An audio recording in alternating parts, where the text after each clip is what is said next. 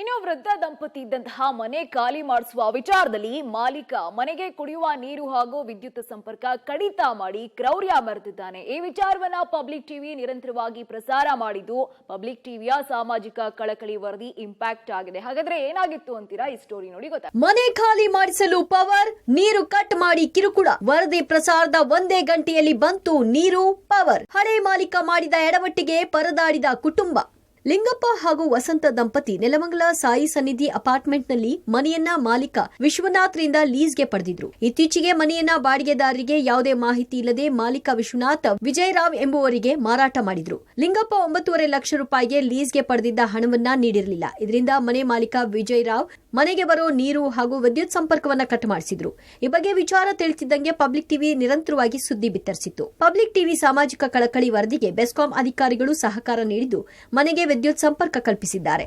Public ಟಿವಿಯ ಸಾಮಾಜಿಕ ಕಳಕಳಿಗೆ ಮಹಿಳೆ ವಸಂತ ಧನ್ಯವಾದ ಹೇಳಿದ್ದಾರೆ. ಇದು ಕರೆಂಟ್ ಇದೆಲ್ಲ ಪ್ರಾಬ್ಲಮ್ ಆಗಿತ್ತು. ನಾವು ಪಬ್ಲಿಕ್ ಟಿವಿಗೆ ಸ್ವಲ್ಪ ಮಾಹಿತಿ ಕೊಟ್ಟ ಮೇಲೆ ಅವ್ರು ಬಂದು ನಮಗೆ ಬೆಳಗಿಂದ ನೋಡ್ಬಿಟ್ಟು ಇವಾಗ ಸ್ವಲ್ಪ ಕರೆಂಟ್ ಹಾಕಿದ್ದಾರೆ, ನೀರು ಕೊಟ್ಟಿಲ್ಲ. ನಿಮ್ಮ ಚಾನಲ್ ಅವರಿಗೆ ತುಂಬಾ ಧನ್ಯವಾದಗಳು. ನಾವು ತುಂಬಾ 15 ದಿವಸದಿಂದ ತುಂಬಾ ನೋವು ಪಡ್ತಿದ್ದೋ, ನಿಮ್ಮಿಂದ ನಮಗೊಂದು ಉಪಕಾರ ಆಗಿದೆ.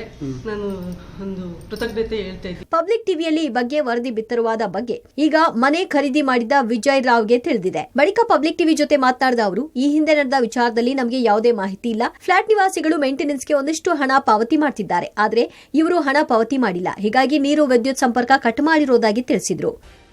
प्रदीप 3 मंथ का मेंटेनेंस नहीं दिया है और एग्रीमेंट नहीं बनवा रहा है सर.